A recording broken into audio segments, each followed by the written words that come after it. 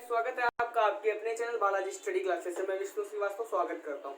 दोस्तों आज हम लोगों का टॉपिक है बायो का, बायोलॉजी का, क्योंकि बायो छूट रही थी हम लोगों की, तो सोचा कि आज बायो का टॉपिक शुरू करते हैं। तो सबसे पहला हम लोगों का टॉपिक है लाइफ ऑफ प्रोसेस, यानी जीवन की प्रक्रियाएं। लाइफ प्रोसेस, तो लिखते हैं लाइफ प्रोसेस यानी जीवन की दोस्तों प्रक्रियाएं।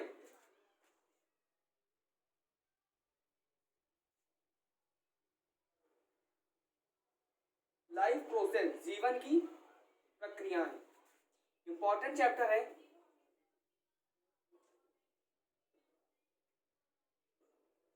जीवन की प्रक्रियाएं, तो क्या होता है दोस्तों लाइफ ऑफ प्रोसेस। सबसे पहले इसे जानते हैं कि लाइफ ऑफ प्रोसेस जीवन की प्रक्रियाएं वास्तव में क्या है। क्या होता है दोस्तों, सभी जीवों में निरंतर कुछ न कुछ क्रियाएं होती रहती हैं। सभी जीवों में निरंतर कुछ न कुछ क्रियाएं होती रहती हैं, और जब क्रियाएं होती रहती जिसके कारण इन्हें हम सजीवों की श्रेणी में रखते हैं।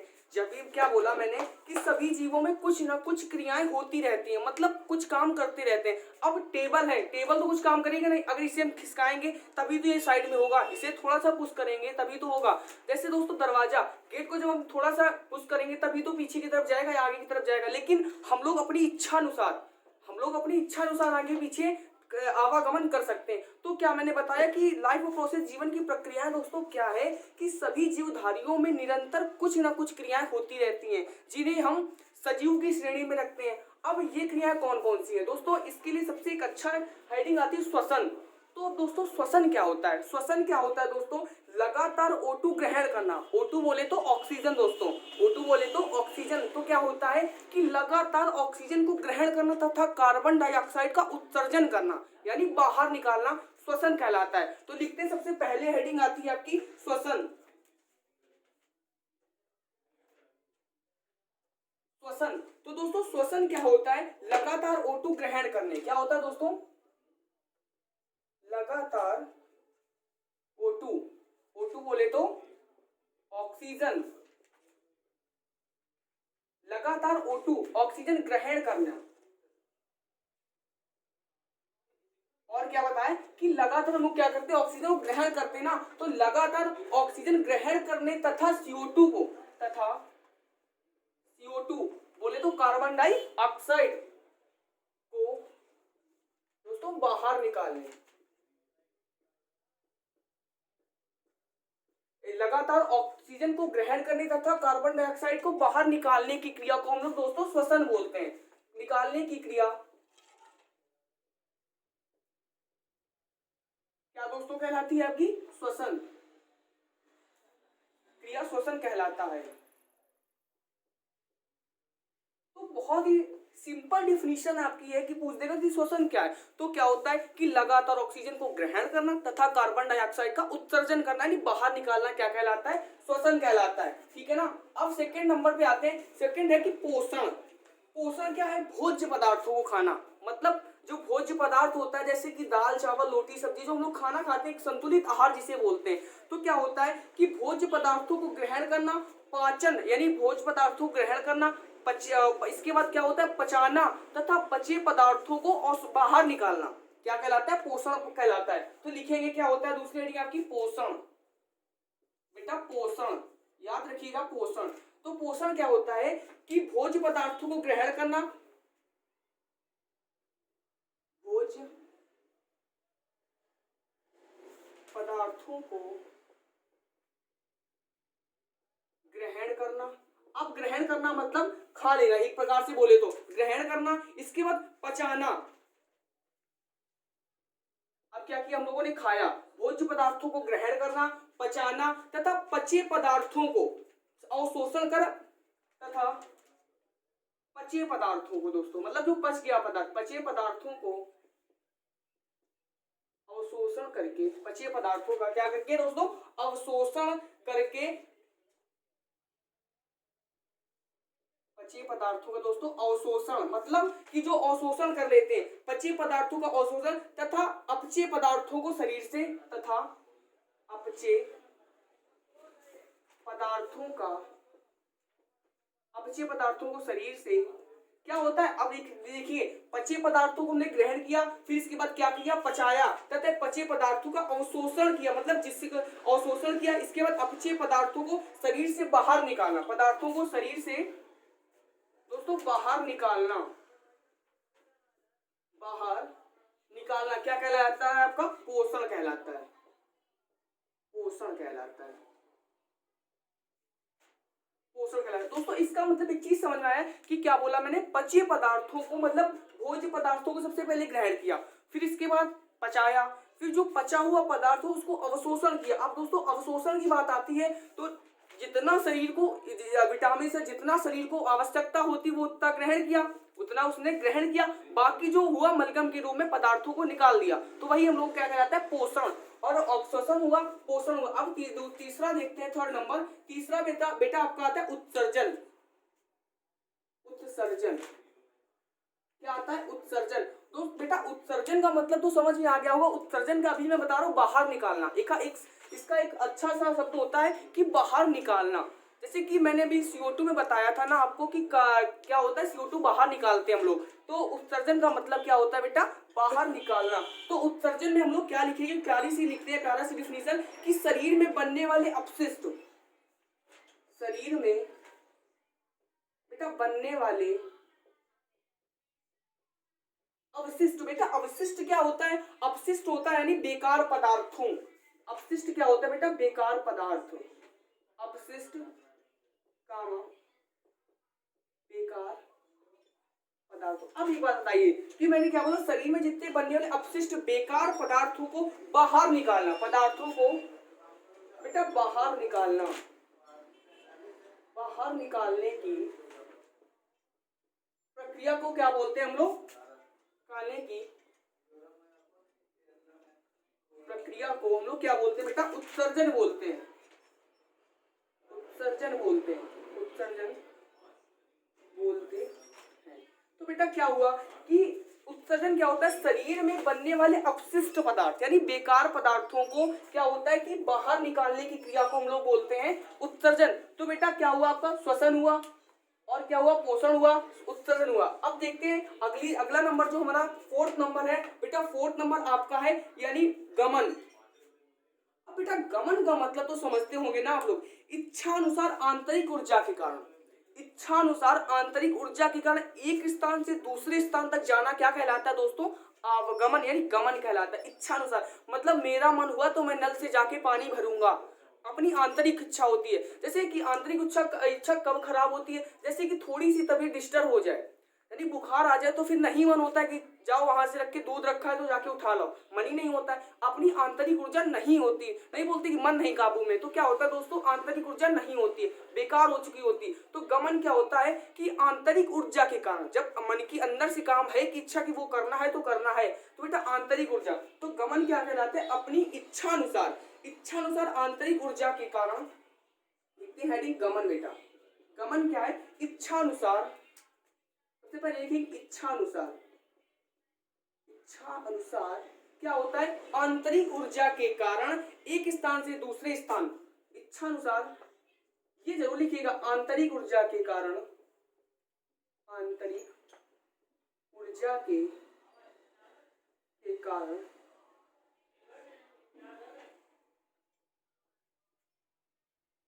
एक स्थान से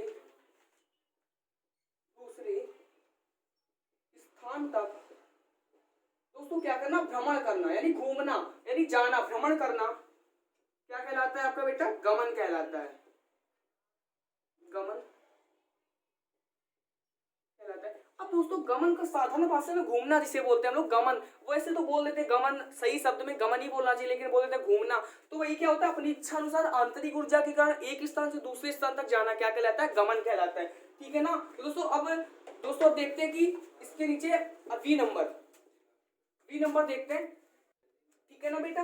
गमन। अब देखते हैं पांचवा नंबर, बी नंबर। पांचवा नंबर क्या है कि पांचवा नंबर है जनन। जनन का मतलब क्या होता है कि अपनी ही जैसी संतानें उत्पन्न करना, मतलब अपनी ही जैसी संतानें उत्पन्न करना क्या कहलाता है बेटा? जनन कहलाता है। तो लोग जनन के बारे में लिखे, जनन। जनन मतलब बेटा अपने जैसी ही संतानें उत्पन्न करना, अपने जैसी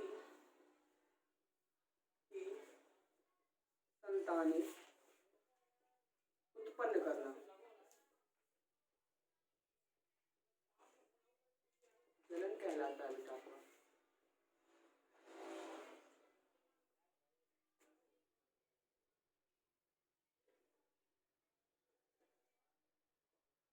कहलाता है, क्या कहलाता है? अपने जैसी ही संतानें उत्पन्न करना बेटा आपका क्या कहलाता है? जनन कहलाता है। ये इस प्रकार की क्रियाएं लक्षण निर्जीवों द्वारा प्रदर्शित नहीं होती हैं। अब जो ये क्रियाएं होती है मतलब अपने जैसी ही संतानें उत्पन्न करना जनन कहलाता है। ये क्रियाएं आप लोग बताइए, थोड़ा अच्छे दिमाग से सोचिए, क्रियाएं निर्जीव में तो होंगी नहीं, सजीव में ही होंगी। क्योंकि अपनी जो सजीव क्या होगा कि कुछ ना कुछ क्रियाएं करते रहते हैं, तो क्रियाएं करेंगे, तो बेटा ये क्या होता है? ये क्रियाएं निर्जीवों में नहीं होती हैं। तो क्या है कि इस प्रकार की क्रिया निर्जीवों द्वारा प्रदर्शित नहीं होते हैं। जैविक क्रिया के अंतर्गत सजीवों में क्रिया निरंतर दो प्रकार की होती है। जैविक क्रिया के द्वारा जो ये जनन की प्रक्रिया होती है दो प्रकार की होती है दोस्तों। दो प्रकार की क्रियाएं कौन कौन सी होती है? वो दोस्तों आपकी होती है अपचयी क्रिया और उपचयी क्रियाएं। अपचयी क्रियाएं और उपचयी क्रियाएं, तो ये लिखेंगे जनन। जनन जैसे जनन के बारे में जाना, ये क्रियाएं अपने में एक ही स्थान से नहीं होती है, ठीक है ना। अपनी जैसी संतानें उत्पन्न करना दोस्तों क्या कहलाता है? जनन कहलाता है।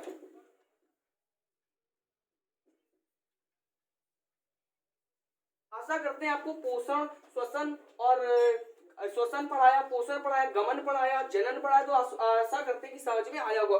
क्योंकि समझना है, डेफिनेशन लर्न नहीं करनी है आपको। अगर आप दैनिक मतलब डेली दिनचर्या में सिर्फ चीजें तो होती रहती हैं, तो अगर ये समझेंगे तो वास्तव में हो जाएगा। तो दोस्तों मैंने क्या बताया? जनन। तो जनन में क्या लिखाया? अपने जैसी ही संतानें उत्पन्न करना। अपने जैसी ही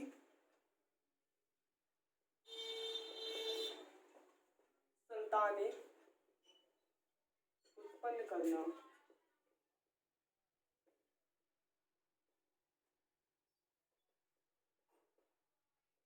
क्या दोस्तों कहलाता है? जनन कहलाता है बेटा। अपने जैसी ही संतानें उत्पन्न करना जनन कहलाता है। अब दोस्तों इसमें लिख लेंगे इस प्रकार की क्रियाएं,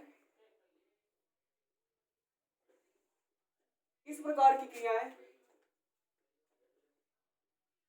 ठीक है दोस्तों। इस प्रकार की क्रियाएं क्या होती है कि इस प्रकार की क्रियाएं निर्जीवों द्वारा प्रदर्शित नहीं होती हैं। निर्जीवों द्वारा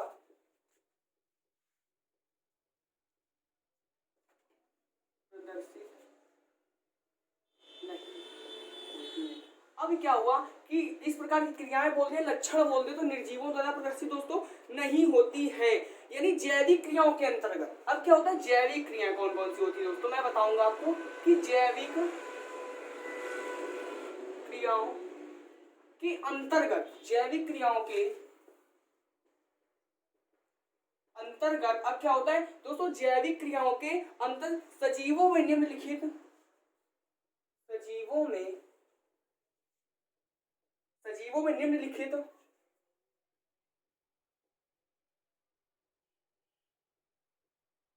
ये क्रियाएं कौन सी दोस्तों? जनन वाली।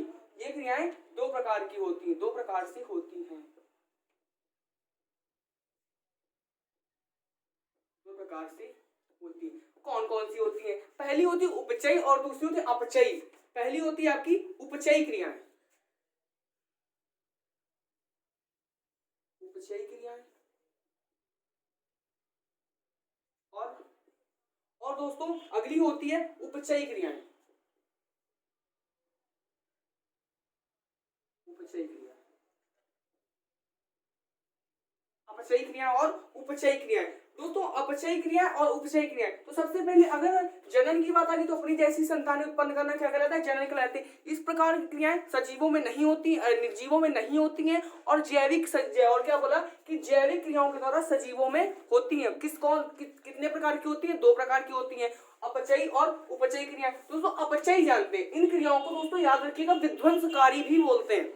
उपचय जो ये अपचयी क्रिया है इनको विध्वंसकारी क्रिया भी बोलते हैं। तो अब इसके बारे में अच्छे से जानेंगे तो फिर आपको बताइए क्यों बोलते हैं, तब पता चलेगा इनको कि इन क्रियाओं को हम लोग क्या बोलते हैं, विध्वंस अपचयी क्रिया क्यों बोलते हैं। तो लिखेंगे सबसे पहले हेडिंग अपनी अपचयी क्रिया है, इसके बारे में देखते हैं। अपचयी क्रिया दोस्तों कौन कौन सी होती है? तो अपचयी क्रियाओं में दोस्तों क्या होता है कि इन क्रियाओं में कार्बनिक पदार्थों, इन क्रियाओं में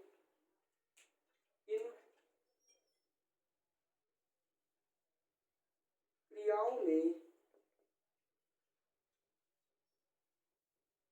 कार्बनिक पदार्थों। अब दोस्तों कार्बनिक पदार्थ क्या होता है, तो आशा करते हैं कार्बनिक पदार्थ तो आप लोगों को पता होगा, जैसे दोस्तों ग्लूकोज, ग्लूकोज आदि का इन क्रियाओं में क्या होता है, कार्बनिक पदार्थ। दोस्तों कार्बनिक पदार्थ जैसे ग्लूकोज, ग्लूकोज का क्या होता है दोस्तों, ऑक्सीकरण होता है। ठीक है ना दोस्तों, इन क्रियाओं में कार्बनिक पदार्थों यानी ग्लूकोज, कार्बनिक पदार्थ जैसे ग्लूकोज, ठीक है ना, इस जगह लिख लीजिएगा जैसे, जैसे ग्लूकोज का ऑक्सीकरण होता है तथा ऊर्जा उत्पन्न होती है, तथा दोस्तों क्या होती है, ऊर्जा उत्पन्न होती है। तो लिखेंगे और ऊर्जा उत्पन्न। अब क्या हुआ देखिएगा, एक प्रोसेस समझना है, क्योंकि चैप्टर का नाम है लाइफ ऑफ प्रोसेस, जीवन की प्रक्रिया। तो एक प्रोसेस समझना है आपको, क्या हुआ, इन क्रियाओं में कार्बनिक पदार्थ जैसे ग्लूकोज का ऑक्सीकरण हुआ, फिर इसके बाद क्या होता था, ऊर्जा क्या हुई, उत्पन्न हुई। अब ऊर्जा उत्पन्न, जैसे दोस्तों उदाहरण के लिए इसे देखते हैं कि जैसे, उदाहरण के लिए दोस्तों एग्जाम्पल के लिखेंगे श्वसन और दोस्तों पाचन, श्वसन और पाचन। तो अब श्वसन की बात आ गई, तो श्वसन में सबसे पहले मैंने बताया था कि O2 को क्या करना, ग्रहण करना, और ऑक्सीजन O2 यानी ऑक्सीजन को ग्रहण करना तथा CO2 यानी कार्बन डाइऑक्साइड का उत्सर्जन करना, बाहर करना, क्या कहलाता है आपका, कि श्वसन कहलाता है। पाचन क्या होता है, पचे हुए पदार्थों को पचाना, मतलब ऐसे ही तो श्वसन हुआ, पाचन हुआ, ठीक है ना। तो अगला क्या हुआ कि इन क्रियाओं में कार्बनिक पदार्थों ग्लूकोज का ऑक्सीकरण होता है, ऊर्जा निकलती, जैसे कि श्वसन और पाचन। अपचयी क्रियाओं को क्या लिखेंगे, अब समझिएगा कि इसके लिए लिखेंगे अपचयी क्रियाओं को, अपचयी क्रियाओं को विध्वंसकारी क्रिया भी बोलते हैं। अपचयी क्रियाओं को क्या बोलते हैं दोस्तों, विध्वंसकारी क्रियाएं भी कहते हैं, विध्वंसकारी, विध्वंसकारी क्रियाएं भी कहते हैं,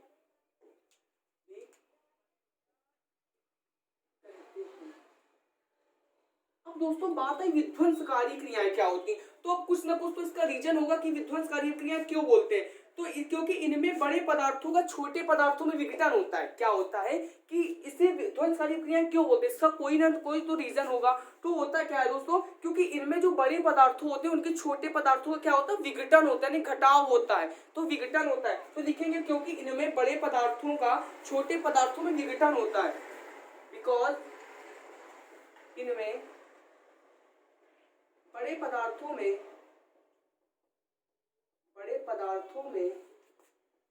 छोटे पदार्थ का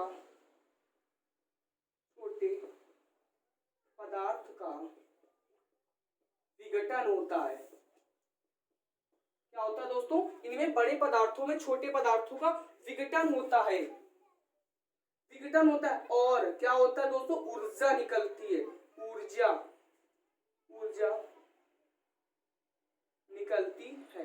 तो देखिएगा क्या हुआ, एक एक प्रोसेस समझिए कि अपचयी क्रिया क्या होती है, ये याद रखिएगा। इन्हें विध्वंसकारी बोलते हैं, क्यों बोलते हैं, क्योंकि बड़े पदार्थों में छोटे पदार्थों का विघटन होता है। इन्हें निर्माणाधीन क्रियाएं भी बोलते हैं, क्योंकि इनमें नई चीजें निर्माण हुआ करती हैं। तो क्या हुआ कि इन क्रियाओं में कार्बनिक पदार्थ से ग्लूकोज का ऑक्सीकरण होता है और ऊर्जा उत्पन्न होती है। अब जब ऊर्जा उत्पन्न हुई, जैसे कि पाचन हो गया, आपका श्वसन हो गया, तथा अपचयी क्रियाओं को विध्वंसकारी क्रियाएं भी बोलते हैं। अब क्यों बोलते हैं, क्योंकि इन्हें बड़े पदार्थों का छोटे पदार्थों में विघटन होता है, और क्या होता है दोस्तों, ऊर्जा निकलती है बेटा। तो ठीक है, विध्वंसकारी यानी अपचयी क्रिया समझ में आई। तो हम लोग अगला देखते हैं कि आप लोग क्या करिएगा, पेन डाउन करते जाइएगा, और बहुत ही इंटरेस्टेड चैप्टर है। तो अब अगला देखते हैं अपचयी क्रिया बेटा क्या कौन कौन सी होती है आपकी। तो मैंने आपको बताया अपचयी क्रिया, तो अपचयी क्रिया के बारे में जानते हैं। अपचयी क्रिया बेटा आपकी होती है जैसे कि निर्माण, इनमें निर्माण हुआ करता है, जैसे कि प्रकाश संश्लेषण जो होता है बेटा, वो आपका किस में आता है, अपचयी क्रियाओं में आता है। क्या, प्रकाश संश्लेषण। तो क्या डालेंगे, अपचयी क्रिया दोस्तों, अपचयी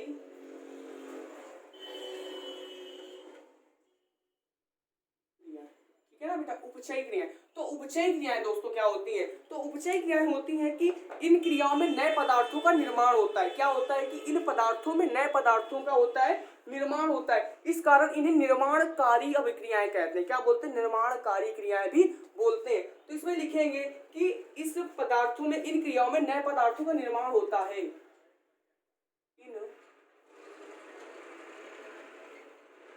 क्रियाओं में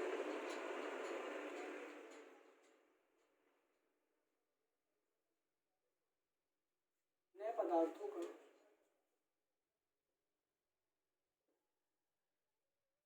निर्माण होता है। अब नए पदार्थों का निर्माण होता है जिस कारण इसलिए से इन्हें निर्माणकारी अभिक्रिया भी बोलते हैं। इन्हें निर्माणकारी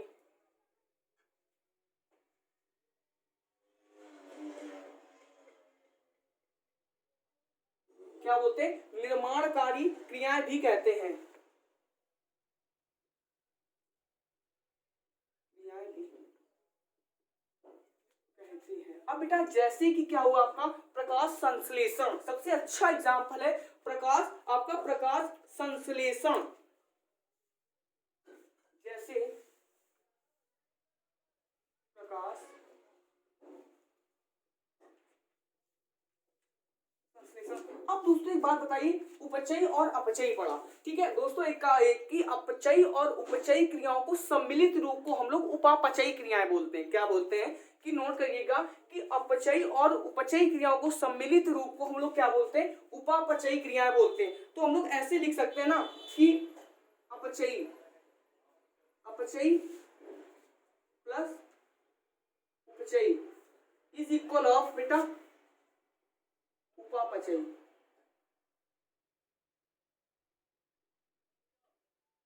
ठीक है ना? क्या बोला कि अपचयी क्रिया और उपचयी बराबर का उपापचयी क्रिया, यानी इस जगह पे क्रिया कर दीजिएगा। ठीक है ना? कि अपचयी क्रिया और उपापचयी को हम लोग क्या बोलते हैं कि उपापचयी क्रियाएं भी बोलते हैं। तो ठीक है, अब बेटा हम लोग देखते हैं न्यूट्रिशनी पोषण के बारे में अच्छे से पढ़ेंगे, काफी डीपली पढ़ेंगे क्योंकि विस्तृत में क्वेश्चन आपका आता है पोषण से। ठीक है बेटा, उपचयी क्रियाएं क्या होती है? उपचयी और अपचयी और उपचयी क्रियाएं मिलकर बेटा बनाती है उपापचयी क्रियाएं। तो ठीक है बेटा, अब देखते हैं न्यूट्रिशन यानी पोषण के बारे में पढ़ते हैं दोस्तों। क्या पढ़ेंगे? पोषण। तो उपचयी अपचयी और उपचयी क्रिया में बेसिक अंतर है, थोड़ा सा अंतर है कि किन्हें निर्माणकारी क्रिया बोलते हैं और किन्हें विध्वंसकारी बोलते हैं। अगर विध्वंस की बात आए तो बड़े में छोटे का विघटन होता है और निर्माणकारी ये निर्माणाधीन होती है, यानी निर्माण करती है। जैसे प्रकाश संश्लेषण। अब प्रकाश संश्लेषण क्या होता है मैं आपको बताऊंगा, ठीक है ना? तो सबसे पहले देखते हैं पोषण, देखते बेटा पोषण के बारे में जानते हैं, समझते हैं पोषण क्या है आपका। पोषण बेटा, पोषण क्या होता है कि मैंने अभी पाचन क्रिया आपको पढ़ाई थी। तो पोषण क्या होता है कि यह एक जटिल क्रिया, इसके अंतर्गत जीवों द्वारा क्या होता है? भोज्य पदार्थों को क्या होता है कि भोज्य पदार्थों को ग्रहण करना, फिर इसके बाद पचाना। भोज्य पदार्थों को मतलब यह जटिल क्रिया है। इसके बाद क्या करते हैं? भोज्य पदार्थों को हमने ग्रहण किया, फिर इसके बाद पचाया यानी पचाना। पचाने के बाद पचे हुए अवशेष पदार्थों को अवशोषण करना, जो बचा हुआ पदार्थ उसका अवशोषण करना, मतलब शरीर को जितने % आवश्यकता हुई उतना ले लिया और बाकी जो बचा हुआ पदार्थ हुआ उसे क्या किया? बाहर निकाल दिया, अवशोषित कर दिया, यानी बाहर निकाल दिया। और जितना बचा उसे ले लिया, बाकी चीज मलगम के द्वारा निकाल दिया गया।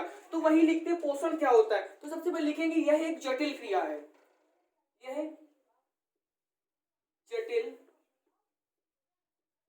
क्रिया है बेटा। क्या है? यह जटिल क्रिया है। इसके अंतर्गत जीव द्वारा क्या होता है बेटा? इसके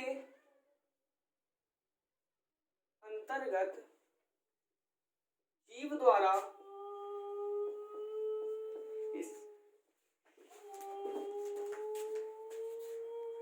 क्या होता है? जीव द्वारा भोज्य पदार्थों को बेटा ग्रहण करना। जीव द्वारा भोज्य पदार्थों को क्या ग्रहण करना, और फिर इसके बाद ग्रहण करने के बाद क्या करेंगे? पचाना। अब क्या हुआ? पचाना, ग्रहण करना, पचाना। पचे हुए भोजन का, पचे हुए भोजन का, अब जो पचे हुए भोजन का क्या करेंगे? अवशोषण बेटा। पचे हुए भोजन का अवशोषण तथा पचे हुए भोजन का अवशोषण तथा बेटा, अब जो भोजन का अवशोषण होता है अपचा पदार्थ, अब जो पचा हुआ पदार्थ था वो उसका हमने अवशोषण किया, अब जो अपचा पदार्थ बना तथा अपचे पदार्थ का, अपचे पदार्थ को शरीर से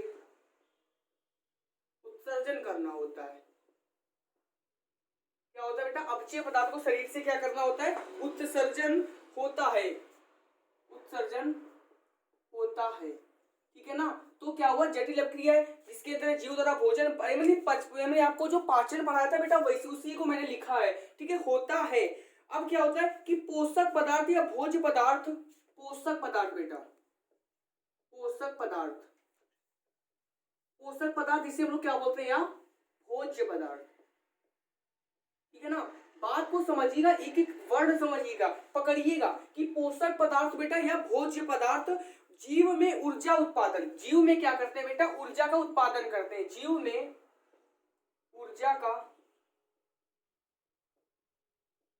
उत्पादन। अब मतलब कुछ संतुलित आहार खाएंगे तो अभी तो ऊर्जा आएगी, वैसे संतुलित आहार बेटा क्या होता है, दाल रोटी सब्जी चावल जैसे कि बोलते हैं। तो पदार्थ जीव में ऊर्जा का उत्पादन हुआ।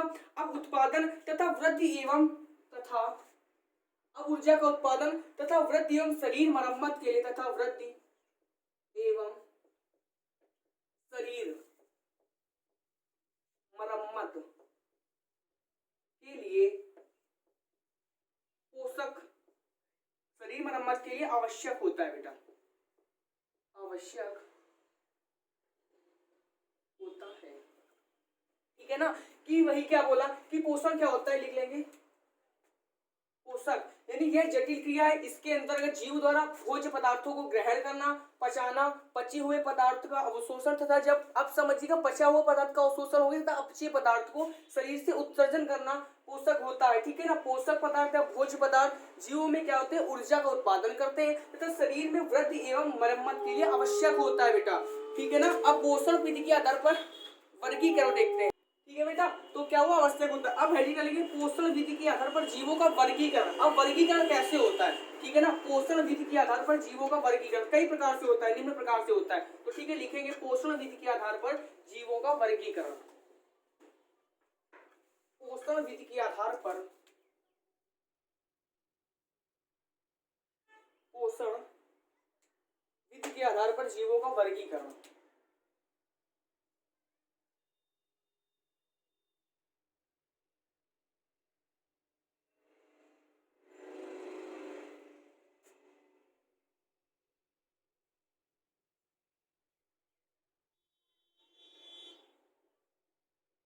ठीक है, चलो वर्गीकरण करते हैं पोषण विधि के आधार पर।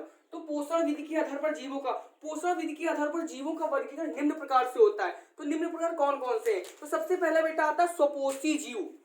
स्वपोषी जीव कौन कौन से होते हैं, जैसे कि बेटा इसके अंतर्गत वे जीवधारी आते हैं जो सरल कार्बनिक पदार्थ का उपयोग करें। सरल कार्बनिक पदार्थ बेटा कौन कौन से होते हैं, सरल कार्बनिक पदार्थ जैसे बेटा आपका NH3 अमोनिया हुआ, जल यानी H2O हुआ बेटा, आपका CO2 यानी कार्बन डाइऑक्साइड हुआ। तो जीवधारी आते हैं जो सरल कार्बनिक पदार्थों क्या करते हैं, उपयोग कर स्वयं पोषक बनाते हैं, क्या कहलाते हैं, स्वयं पोषी जीव कहलाते हैं। सबसे पहले लिखेंगे कि स्वयं पोषी जीव बेटा क्या होता है, इसके अंतर्गत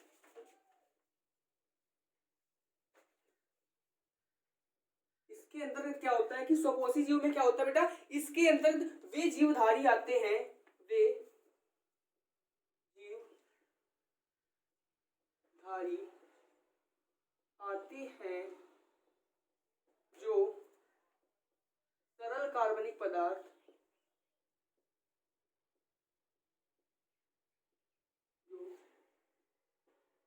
बेटा, सरल कार्बनिक पदार्थ जैसे कि आपका हुआ NH3 बेटा, सरल कार्बनिक पदार्थ जैसे कि CO2 हुआ आपका बेटा, जल हुआ H2O और NH3 यानी अमोनिया, और CO2 क्या हुआ बेटा, कार्बन डाइऑक्साइड, H2O क्या हुआ बेटा, जल।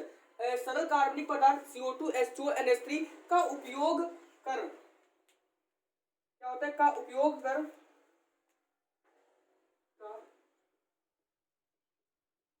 उपयोग उपयोग करके अपने पोषक पदार्थ स्वयं बना लेते, उपयोग करके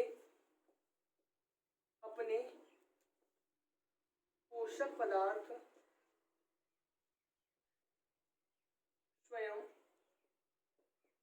बना लेते हैं, ठीक है ना, स्वयं बना लेते हैं, ठीक है ना। NH3 उपयोग करके, जैसे कि CO2 NH2 NH3 का उपयोग करके पोषक पदार्थ स्वयं बना लेते हैं। इन्हें बेटा पादम संभोजी या स्वपोषी भी बोलते हैं, क्या बोलते हैं इन्हें, पादम संभोजी या स्वपोषी कहलाते हैं। लिखेंगे इस प्रकार के जीव, थोड़ा अच्छे से लिखेंगे, इस प्रकार के जीव, इस प्रकार के जीव पादप संभाजी संभाजी, यानी पादप क्या होता है बेटा, पादप संभोजी, सॉरी पादप संभोजी कहलाते हैं, पादप संभोजी कहलाते हैं। बेटा ये क्या होता है कि जो स्वपोषी होते हैं ना, ये स्वपोषी कितने प्रकार के होते हैं, ये बेटा ये दो प्रकार के होते हैं, प्रकाश संश्लेषी और क्या होता है बेटा, रसायन संश्लेषी, ये दो प्रकार के होते हैं। तो लिखेंगे कि ये जो होते हैं ये दो प्रकार के होते हैं आपके, पादप संभोजी बोले तो या फिर स्वपोषी जीव। कौन कौन से होते हैं, प्रकाश संश्लेषी भी टाइप होता है और होता है रसायन संश्लेषी, प्रकाश संश्लेषी, ठीक है ना, और दूसरा बेटा होता है रसायन संश्लेषी, रसायन संश्लेषी, ठीक है ना, प्रकाश संश्लेषी और रसायन संश्लेषी। अब ये क्या हुआ, स्वपोषी जीव होते हैं दो प्रकार के। अभी तक क्या था कि पोषण की विधि के आधार पर हम लोग जीवों का वर्गीकरण कर रहे थे, तो जिसमें पहला आया था स्वपोषी जीव। तो स्वपोषी जीव क्या होते हैं, मतलब स्वयं कार्बनिक पदार्थों का उपयोग करके स्वयं बनाते हैं ये, और ये क्या होते हैं, स्वपोषी पादप संभोजी कहलाते हैं। अब पादप संभोजी क्या होता है बेटा, कि पादप संभोजी दो प्रकार के होते हैं, कि प्रकाश संश्लेषी और रसायन संश्लेषी। तो सबसे पहले देखते हैं प्रकाश संश्लेषी क्या होता है, तो प्रकाश संश्लेषी देखते हैं, प्रकाश संश्लेषी नोट कर लीजिएगा, प्रकाश संश्लेषी देखते हैं बेटा।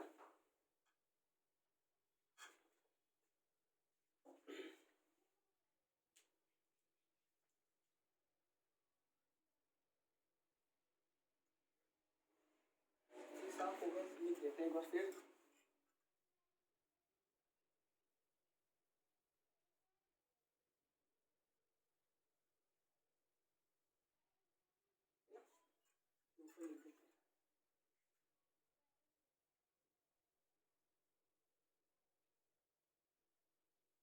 है ना, तो प्रकाश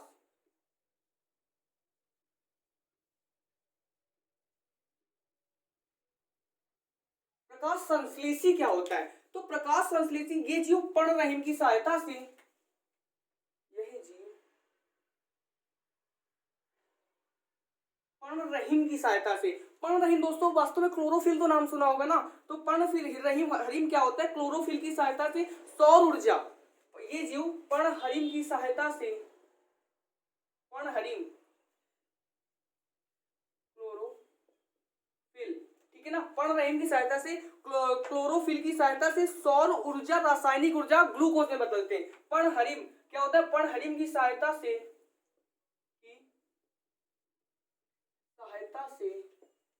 सौर ऊर्जा, पर्णहरिम की सहायता से सौर ऊर्जा क्या होता है कि यह जीव पर्णहरिम की सहायता से सौर ऊर्जा को रासायनिक ऊर्जा यानी क्या होता है, पर्णहरिम की सहायता से सौर ऊर्जा को, याद रखिएगा पॉइंट, सौर ऊर्जा को रासायनिक ऊर्जा जैसे बेटा ग्लूकोज आपका हुआ, क्या हुआ, ग्लूकोज,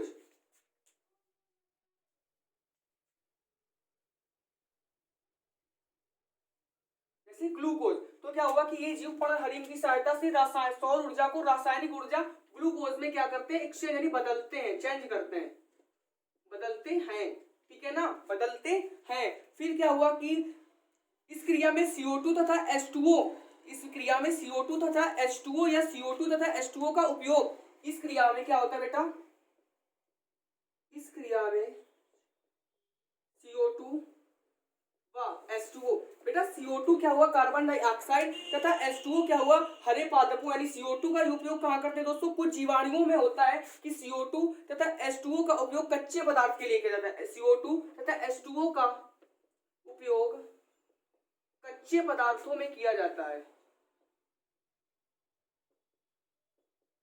कच्चे पदार्थों में किया जाता है। अब उदाहरण के लिए दोस्तों एग्जाम्पल ऐसे दोस्तों, उसका यहाँ से हरे पौधे, ठीक है ना, हरे पौधे हो गए, और दोस्तों शैवाल आपके हो गए, शैवाल दोस्तों काई से बोलते हैं, नील हरित शैवाल, नील हरित शैवाल, ठीक ठीक है, समझते हैं। देखो मैंने लिख तो दिया है कि क्या होते हैं यह जीव पर्णहरित यानी क्लोरोफिल की सहायता से सौर ऊर्जा को रासायनिक ऊर्जा बेटा हो या कि ग्लूकोज में बदलते हैं, ठीक है ना, ग्लूकोज में बदलते हैं। फिर क्या हुआ कि इस क्रिया में CO2 तथा H2O का उपयोग किसके लिए होते हैं, कच्चे पदार्थों में किया जाता है। जैसे कच्चे पदार्थ है तो क्या हुआ कि इसके एग्जाम्पल जैसे होते हैं नील हरी शैवाल हुए, हरे पौधे हुए, तो ठीक है ना। तो प्रकाश संश्लेषी के बाद समझिएगा सौर ऊर्जा को रासायनिक ऊर्जा में चेंज कर रहा है, बस इतना चीज समझिएगा कि सौर ऊर्जा को क्या कर रहा है, रासायनिक ऊर्जा में चेंज कर रहा है। ठीक, अब देखते हैं कि प्रकाश संश्लेषी हो गया, अब देखते हैं रसायन संश्लेषी कौन कौन से होते हैं। रसायन संश्लेषी थोड़ा बायो सबको टफ लगती है, लेकिन टफ नहीं समझना, बिल्कुल बहुत अच्छे से पढ़ना है। इसे क्या करना है, बहुत अच्छे से पढ़ना है बेटा।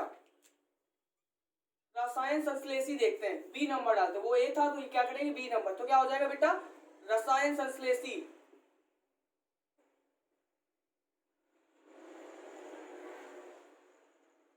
अब दोस्तों रसायन संश्लेषी क्या होता है, ये जीव अकार्बनिक पदार्थ, अब दोस्तों अकार्बनिक पदार्थ अभी बताया था आप लोगों को, यह जीव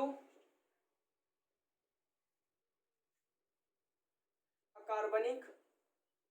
अब अकार्बनिक पदार्थ बेटा कौन कौन से हुए आपके, अकार्बनिक पदार्थ जैसे कि बेटा आपका हो गया कि NH3 H2O, ठीक है ना, और H3 हो गया, H2 हो गया और CO2 आपके अकार्बनिक पदार्थ ही तो हो गए ना।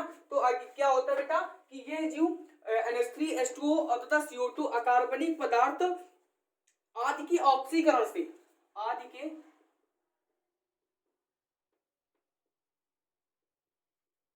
ऑक्सीकरण से ऊर्जा, अब ऑक्सीकरण से क्या करेंगे, ऊर्जा उत्पन्न ही तो करेंगे। ऑक्सीकरण से उत्पन्न ऊर्जा का, ऑक्सीकरण से उत्पन्न क्या होता है बेटा, ऑक्सीकरण से उत्पन्न ऊर्जा का प्रयोग भोजन निर्माण के लिए करते हैं। ऑक्सीकरण से ऊर्जा उत्पन्न का निर्माण भोजन निर्माण के लिए करते हैं। ऑक्सीकरण से ऊर्जा उत्पन्न भोजन निर्माण के लिए करते हैं।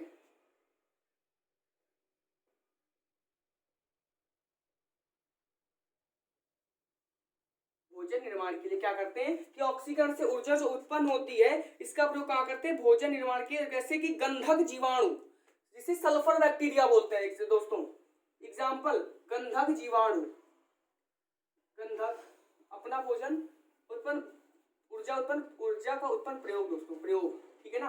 तो जैसे गंधक जीवाणु, अब दोस्तों गंधक जीवाणु पता क्या होता है, सब लोगों ने नाम सुना होगा सल्फर बैक्टीरिया, इंग्लिश में सब लोगों को पता होगा। सल्फर बैक्टीरिया को हम लोग हिंदी में बोलते हैं जैसे बेटा गंधक जीवाणु बोलते हैं। और दूसरा हुआ नाइट्रेट जीवाणु, यानी बेटा नाइट्रेट बैक्टीरिया,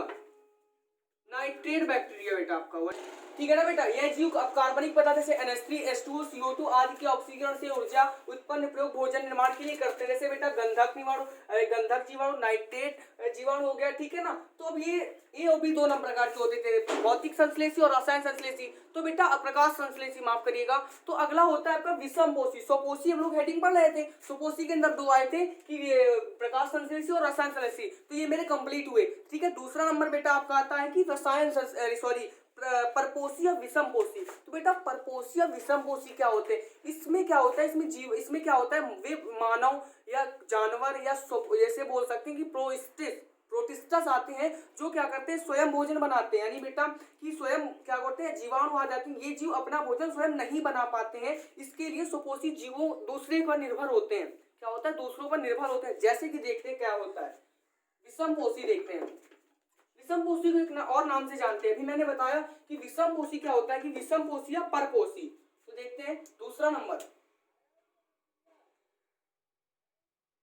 विषमपोषी या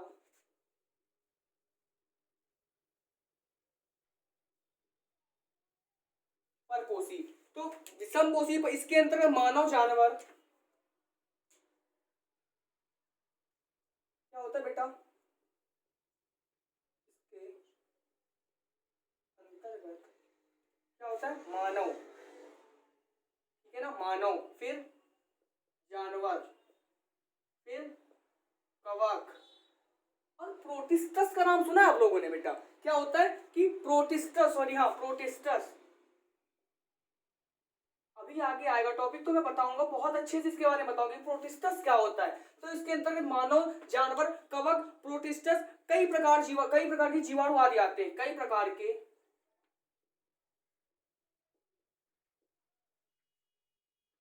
लिखेंगे, कई प्रकार के जीवाणु आदि आते हैं।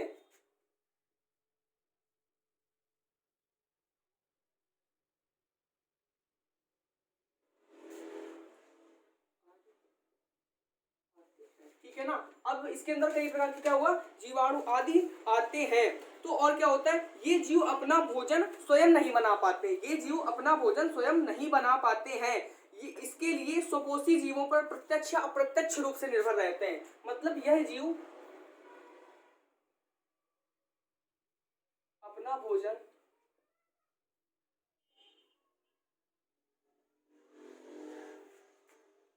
स्वयं नहीं बना पाते हैं, नहीं बना पाते हैं। यह स्वपोषी जीवों पर बेटा, स्वपोषी जीवों पर प्रत्यक्ष व डायरेक्ट, यानी डायरेक्ट और इनडायरेक्ट, प्रत्यक्ष और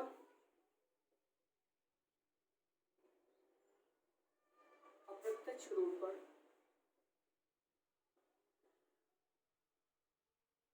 निर्भर रहते हैं।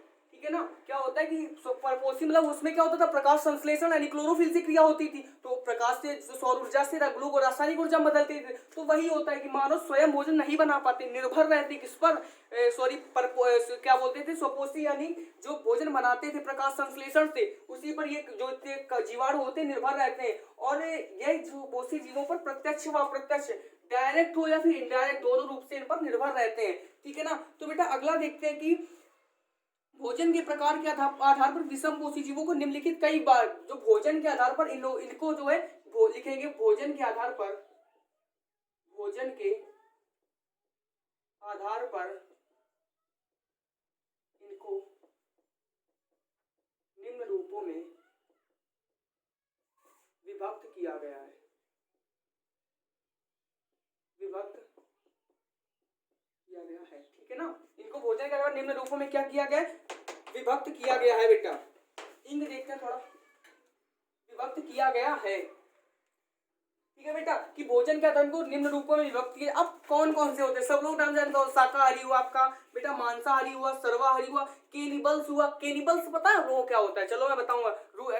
केनिबल्स हुआ, रुधिरहारी हुआ, मतलब जो कि दूसरों के रुधिर चूसते हैं, खून चूसते हैं, वे रुधिरहारी बोलते हैं। चलो मैं सबको बताऊंगा आप लोगों को। तो ठीक है, विषम भोजन के आधार पर निम्न रूपों में बांटा गया है। तो कौन कौन से रूप हैं, सबसे पहले शाकाहारी। शाकाहारी तो आशा करते हैं सब लोग जानते होंगे शाकाहारी, क्योंकि भारत ज्यादातर देखे तो शाकाहारी ही देश है ना।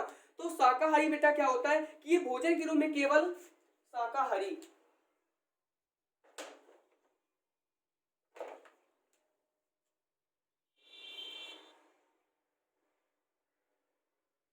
शाकाहारी वेजिटेरियन मतलब शाकाहारी बेटा क्या होता है कि ये भोजन के रूप में केवल पेड़ पौधे के उत्पादों को ग्रहण करते हैं। यह भोजन के रूप में, यह भोजन के रूप में पेड़ पौधों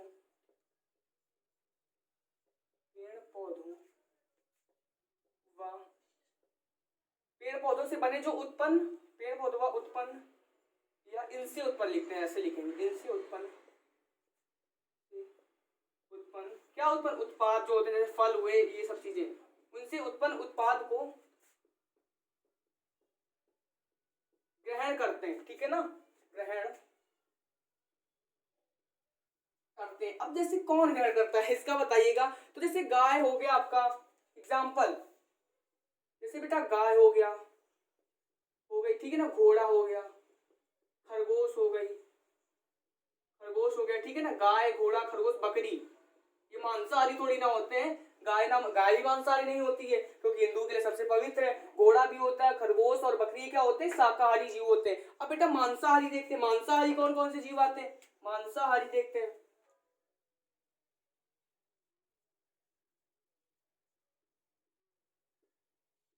ठीक है ना। मांसाहारी कौन कौन से होते हैं? ये भोजन के लिए अन्य जंतुओं पर निर्भर रहते हैं। यही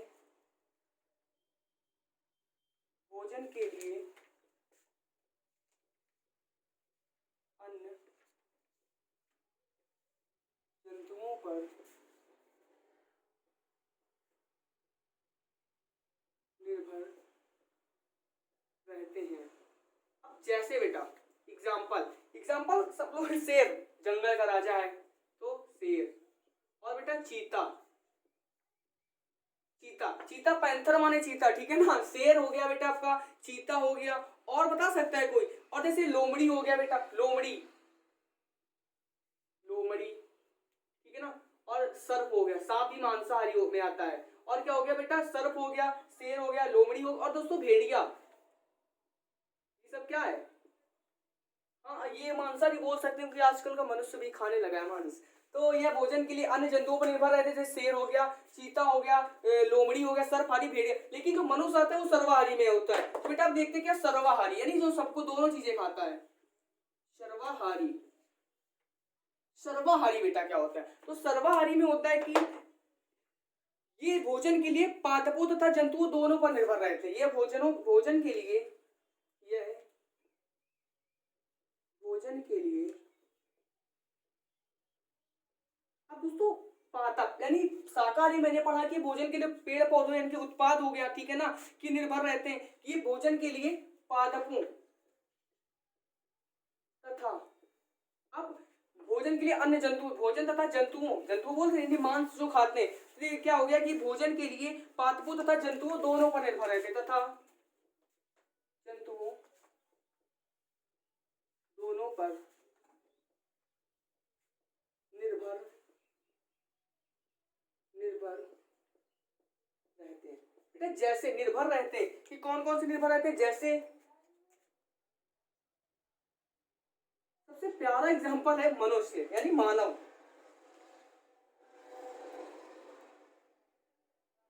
मनुष्य एक ही लिखेंगे, ठीक है ना, मनुष्य। अब सर्वाहारी हो गया आपका,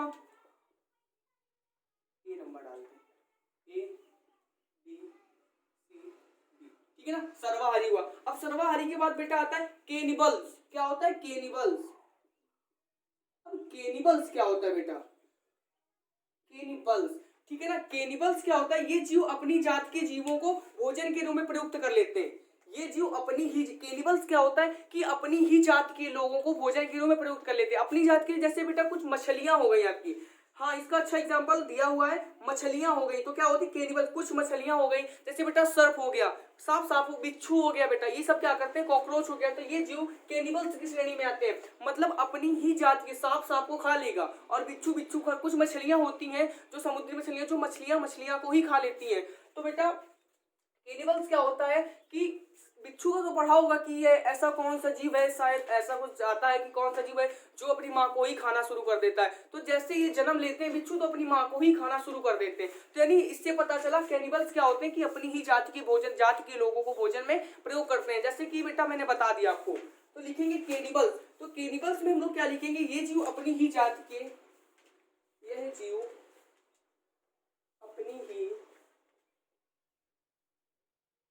जाति के, अब क्या हुआ कि यह जीव अपनी ही जाति के जीवों को, जाति के जीवों को भोजन के रूप में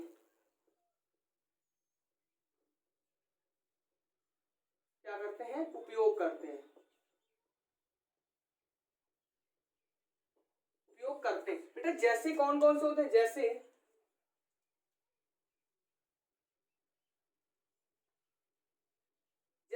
जैसे बेटा हो गया कुछ मछलियां,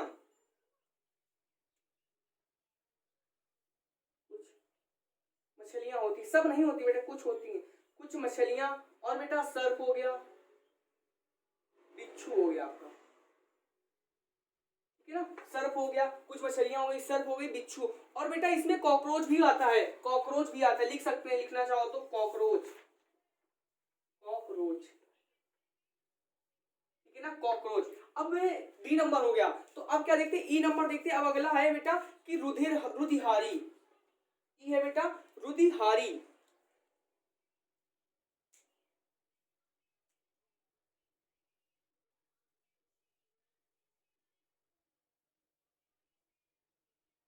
रुधिरहारी, रुधिर का मतलब समझ रहे हैं, खून मतलब ब्लड। ये जीव भोजन के रूप में दूसरों का, जीवों का खून चूसते हैं।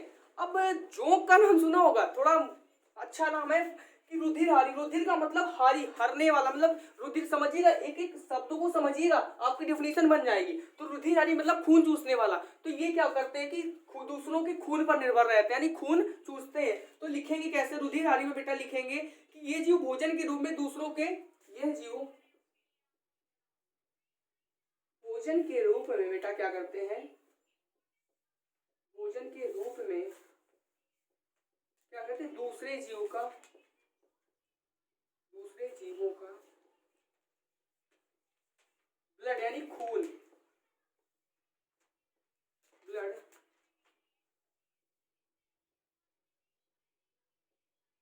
चूसते हैं। अब बेटा इसका एग्जांपल बता सकता है कोई? कौन से? मैंने तो आपको एक बता दिया ना, जैसे खटमल हो गया, मैंने बताया था एग्जांपल, जो भी बताया था ना, खटमल, खटमल। और बेटा मच्छर, गांव की भाषा में बोलते खून ना पियो, मच्छर। तो बेटा मच्छर हो गया। आपको जो जितने भी जीव जंतु के नए नाम आपके सामने आ रहे थे, ऐसा करिएगा गूगल पे देखिएगा जरूर, इनको मजा आएगा। तो खटमल हो गया बेटा, मच्छर हो गया, और बेटा जोंक, ठीक है ना? जोंक ना समझिएगा, जोंक है, जोंक तालाब में होती है, तो जोंक होता है। और रुधिरहारी हो गया। रुधिरहारी के बाद बेटा मृतभक्षी या अपमार्जक जिसे बोलते हैं, F नंबर, मृतभक्षी या अपमार्जक बोलते हैं बेटा, मृतभक्षी या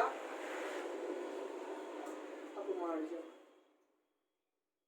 अब बेटा मृतभक्षी या अपमार्जक क्या होता है कि ये जीव मृत सड़े गले पदार्थों को भोजन के रूप में प्रयुक्त करते हैं। मृतभक्षी का मतलब समझ में आया? ये जीव क्या करते हैं? भोजन के रूप में सड़े गले पदार्थों को समझते हैं, मतलब सड़े हुए भोजन क्या करते हैं कि सड़े गले पदार्थों को भोजन के रूप में प्रयुक्त करते हैं। लिखेंगे यह जीव भोजन के रूप में, यह जीव भोजन के रूप में सड़े गले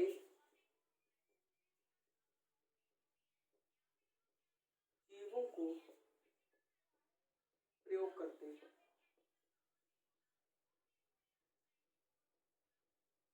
अब कोई बता सकता है ऐसे कौन से जीव होते हैं जो सड़े भोजन के रूप में सड़े गले जीवों का प्रयोग करते हैं? बता सकता है कोई? जीवों का प्रयोग करते हैं, जैसे गिद्ध हो गया बेटा ना, गिद्ध, गिद्ध,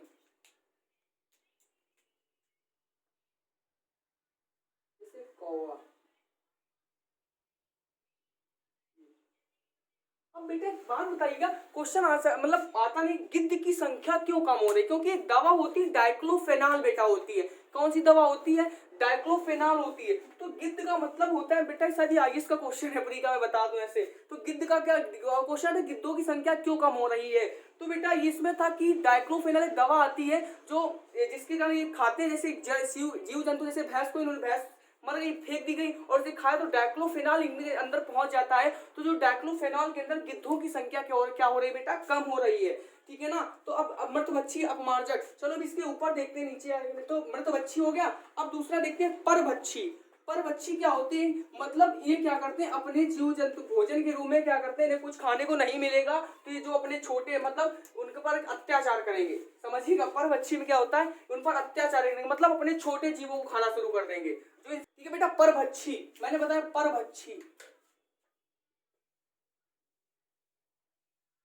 ठीक है ना? परभक्षी क्या होता है कि परभक्षी ये जीव भोजन के रूप में अन्य छोटे कमजोर जीवित। अब क्या हुआ कि क्या मिला कि अभी ने कुछ नहीं मिला खाने को, तो अभी तक तो एक दूसरे पर निर्भर रहते थे, कोई रुधिर चूसता था तो कोई कुछ करता था। तो अब ये क्या करेंगे परभक्षी कि अपने मतलब क्या करें, कोई जीवित व्यक्ति खाता था तो ये क्या करेंगे, अब जो इनसे निर्बल है, मतलब दुर्बल है जो, अब उनका उनको खाएंगे, इनको कुछ खाने को नहीं मिला। तो परभक्षी में क्या लिखेंगे बेटा कि परभक्षी कौन से होते हैं कि ये जीव भोजन के रूप में अन्य छोटे, ये जीव भोजन के रूप में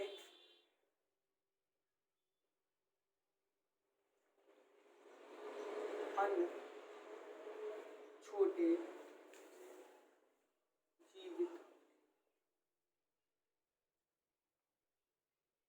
जीवों को खाना, जीवों को, ये जीव भोजन के रूप में अन्य छोटे जीवों का उपयोग करते हैं। प्रयोग या दोस्तों सब लोगों ने देखा होगा शाम को इस समय कि जैसे कि छिपकली सबसे अच्छा तो इसका एग्जाम्पल हो ही नहीं सकता है छिपकली के अलावा। जैसे ये जीव भोजन के रूप में अन्य छोटे जीवित जीवों का प्रयोग करते हैं। जैसे बेटा छिपकली हो गया, सर्प हो गया है छिपकली, और बेटा मेंढक हो गया आपका सर्प, मेंढक, बाज हो गया बेटा, ठीक है। सर्प हो गया, मेंढक हो गया आपका, और बाज हो गया, चील हो गया जैसे बेटा चील, ठीक है ना। परभक्षी, तो अब परभक्षी क्या हो गई, अब परभक्षी के आगे है बेटा विष्ठाभोजी, विष्ठाभोजी, विष्ठाभोजी। विष्ठाभोजी क्या होता है कि ये जीव भोजन मल के रूप में क्या होता है कि ये जीव अपने ही मल को भोजन के मतलब पता है विष्ठाभोजी क्या होते हैं कि ये जीव अब इनको कुछ नहीं मिला तो अपना मल ही खाएंगे, मतलब ये जीव अपने मल को भोजन के रूप में मतलब पूर्ण पाचन के लिए उपयोग करते हैं। अभी तक क्या था जो निर्बल को खा रहे थे, अब जब निर्बल भी नहीं बचे अपने रूप में नहीं बचे तो कुछ ना कुछ तो खाएंगे क्योंकि जीवित रहना है, तो ये क्या करते हैं अपने मल को ही भोजन के रूप में प्रयुक्त करते हैं। तो लिखेंगे कैसे बेटा हम लोग इनको कि ये जीव अपने ही मल को भोजन के, यह जीव अपने ही मल को, ये जीव अपने ही मल को भोजन ये बेटा पूर्ण पाचन के लिए, यही लिखा होगा कि ये जीव अपने ही मल को भोजन के पूर्ण पाचन के लिए स्वयं ही खा लेते हैं। ये जीव अपने ही मल को भोजन के पूर्ण पाचन के लिए स्वयं खा लेते। जैसे कि बेटा इसका अच्छा एग्जांपल होगा खरगोश और खराहा, सुना होगा नाम खराहा का। विष्ठाभोजी, अब क्वेश्चन आते हैं खरगोश है विष्ठाभोजी होता है, जैसे बेटा खरगोश आपका हो गया, सॉरी दिख नहीं रहा आपको, खरगोश, और बेटा खरहा, अच्छा नाम है खरहा, खरहा इसे बोलते हैं, तो विष्ठाभोजी हो गया, ठीक है। अब देखते हैं कीटहारी, कीटहारी,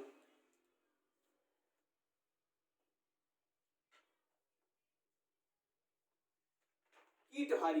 अब कीटहारी कौन से होते हैं बेटा, कीटहारी होते हैं कि ये भोजन के रूप में कीटों को ही खाते हैं, ये भोजन के रूप में कीड़ों को खाते हैं। जैसे कि बेटा उदाहरण के लिए मेंढक और छिपकली, और क्या होता है कुछ कीटहारी केवल चींटियों को भोजन के रूप में प्रयुक्त करते हैं जिन्हें चींटी खोर कहते हैं। अब जैसे कि इकेडिना क्या होता है कि कीटहारी में क्या होता है कि ये कीटों को खाते हैं, जैसे कि बेटा मेंढक हो गया, मेंढक हो गया और आपका छिपकली हो गया, ये कीड़ों को खाते हैं। और कुछ कीटहारी होते हैं जो क्या करते हैं कि सिर्फ चींटियों को ही खाते हैं, तो उन्हें चींटी खोर बोलते हैं, जैसे कि एकेडिना होता है। एकेडिना देखिएगा तो कीटहारी में दोस्तों हम लोग लिखेंगे कि ये भोजन के रूप में कीटों को ही खाते हैं, यह भोजन के रूप में कीटों को ही खाते हैं, यह भोजन के रूप में क्या करते हैं, भोजन के रूप में कीटों को खाते हैं, कीटों यानी कीड़ा, कीटों को खाते हैं, ठीक है ना, खा लिया। जैसे बेटा एग्जाम्पल लिखा हम लोगों ने, एग्जाम्पल इसका हो गया कि ये भोजन के रूप में कीटों को खाते हैं, एग्जाम्पल इसका हो गया बेटा मेंढक हो गया, ठीक है ना, मेंढक हो गया। और बेटा क्या हुआ छिपकली हो गया, हाँ बेटा छिपकली यहाँ पे हो जाएगी, मत समझिए कि मैंने लिखा नहीं बोल दिया तो छिपकली लिख लेंगे हम लोग, छिपकली, ठीक है ना, छिपकली, ठीक है ना। तो भोजन में और कुछ लिखेंगे, लिखेंगे नोट में लिखेंगे थोड़ा कि कुछ कीटहारी केवल चींटी को ही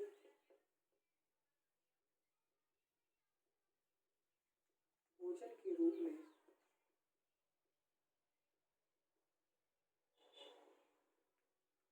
क्या करते हैं कि कुछ कीटहारी चींटी के रूप में ही भोजन को खाते हैं, यानी जैसे इन्हें चींटी खोर कहते हैं, इन्हें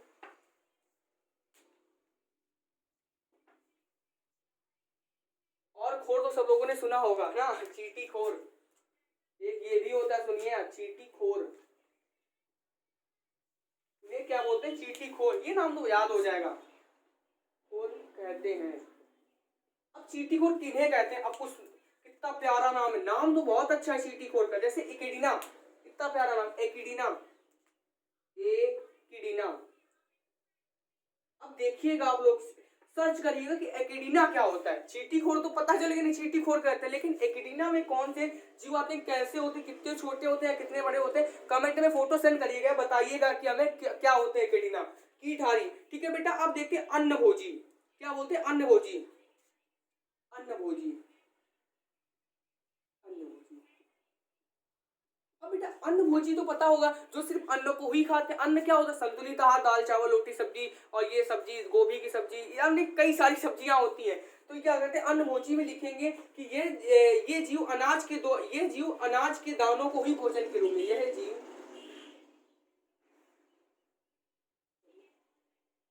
अनाज के दानों, यह जीव अनाज के दानों को भोजन के रूप में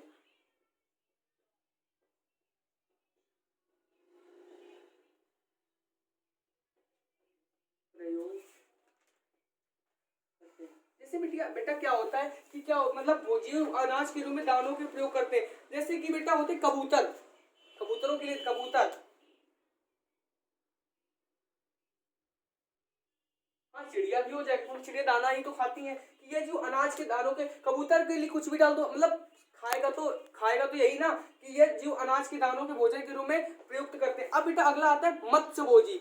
मतलब मत्स्यभोजी में क्या होता है, ये जो जीव होते हैं, ये जीव मछलियों को खाते हैं। ये सिर्फ क्या करते हैं, अपने मछलियों को ही खाते हैं, मत्स्यभोजी होते हैं। जैसे मगरमच्छ, मगरमच्छ खाता है, लेकिन उसके बारे में कहा गया कि ये जीव भोजन के रूप में केवल मछलियों को ही ग्रहण करते हैं। ये कहलाते हैं मत्स्यभोजी।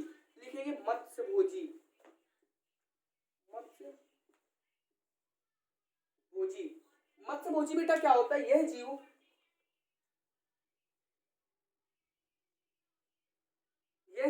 भोजन के रूप में, यह जीव भोजन के रूप में क्या करते हैं बेटा, केवल मछलियों को ही ग्रहण करते हैं, मत्स्यभोजी कहलाते हैं।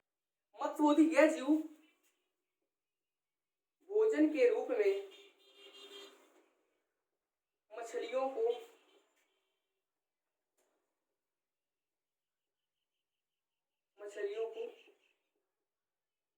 खाते हैं, ठीक है ना। जैसे कि एग्जाम्पल बेटा हो गया मगरमच्छ, ठीक है ना।